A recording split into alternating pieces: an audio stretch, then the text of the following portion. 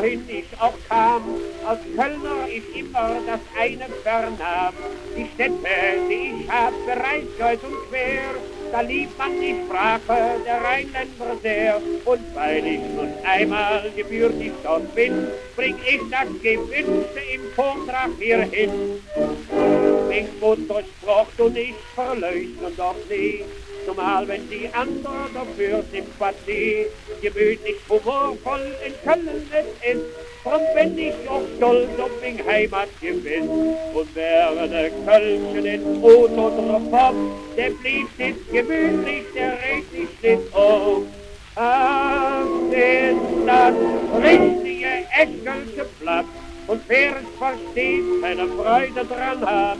Das ist das richtige Eschkölsche Blatt, und wer es versteht, seine Freude dran hat. Jetzt bin ich es satt, so sagt der Papa, wer arm ich dich gestern zum 4. Mal da.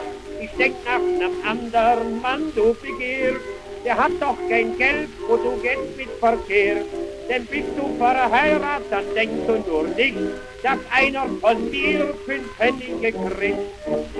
Lass du mich in Ruhe, setting doch lehn, bei dir steht der Ermut schon lang aufstehen.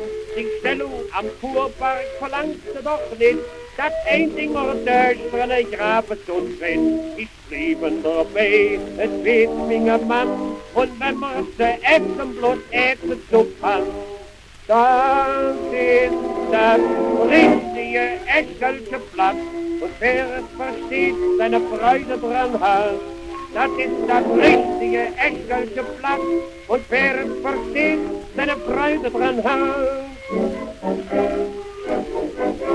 Es kommt zu nem Marktweib ein Käufer gerannt, ich spring wieder was die Mehrheit gesandt. Die faulen Kartoffeln behalten sich für sich, auch liebe Madame, der Fisch war nicht frisch, der Fisch war nicht frisch, verdrücklemmet gern, so fängt das Spektakel alldemal an.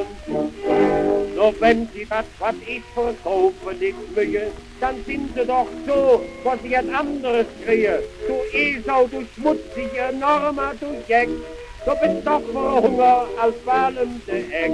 Du nackigem Bellmann, du hungrige Zies, Jan Heim, sonst schon ist der Fisch für die Schlüss.